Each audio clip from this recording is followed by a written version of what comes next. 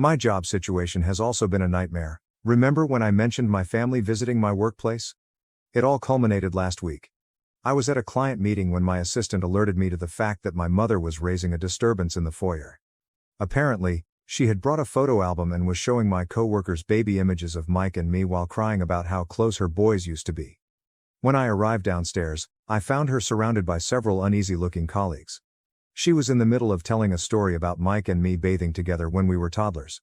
When she recognized me, she attempted to approach me, babbling about organizing a baby shower. I cut her off, telling her she had to go immediately or I'd call the cops for trespassing and breaching the restraining order. Her expression looked as if I had smacked her, but after everything they had put me through, I couldn't care. Security let her out, and I spent the next hour coordinating with my boss and coworkers to minimize the damage. The legal consequences have been a nightmare. My lawyer contacted me the day after the gym incident to inform me that Mike had filed assault charges against me.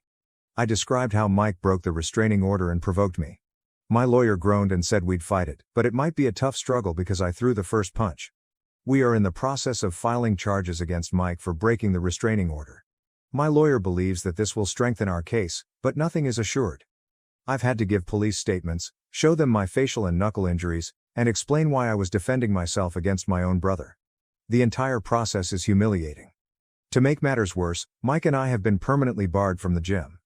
While I don't blame them, it's terrible because the gym was one of the only locations where I could express my anger in a healthy manner. My cousin Amy, with whom I've always been close, called me lately. She's been under a lot of pressure from her family to support me, but she's standing firm. She explained what had been going on behind the scenes. Apparently, my parents have been telling everyone that I'm having a mental breakdown.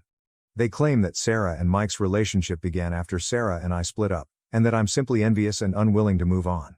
According to Amy, the majority of the family is suspicious, but some are buying into the story. It's infuriating to know they're spreading lies about me while I'm still trying to recuperate. Work has been difficult, to say the least. After the event with my mother generating a disturbance in the lobby and the argument with Mike becoming viral on local social media, I can see my coworkers are nervous around me. Earlier this week, my manager summoned me to his office. He began by saying he regarded me as an employee and recognized that I was going through a difficult time. Then he dropped the bombshell. He proposed that I take a leave of absence until things settled down. He referred to it as a personal sabbatical, paid, of course, but it was evident that the decision had been taken. I wanted to fight, tell him that work was the only thing keeping me sane right now, but I knew it would be fruitless. I agreed, thanked him for his understanding, and began to pack up my office.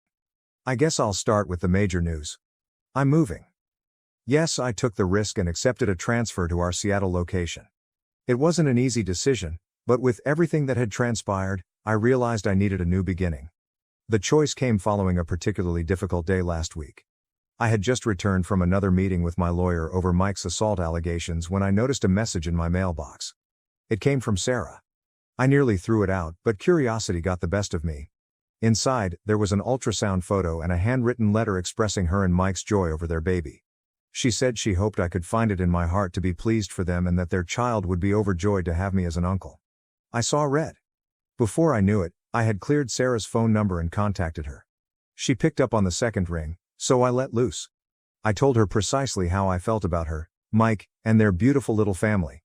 I told her she was insane if she thought I'd ever want anything to do with that child, and that she, Mike, and the baby could all go to hell. It wasn't my best moment, but it felt liberating to finally express all I'd been keeping back. That night, I realized I couldn't live in this city any longer. I called my supervisor and informed him that I wanted to relocate to Seattle. To my surprise, he appeared relieved, probably concerned about how all of this drama would reflect on the organization. He promised to expedite the papers, and by the next morning, it was official. I had 2 weeks to collect my belongings and relocate across the nation.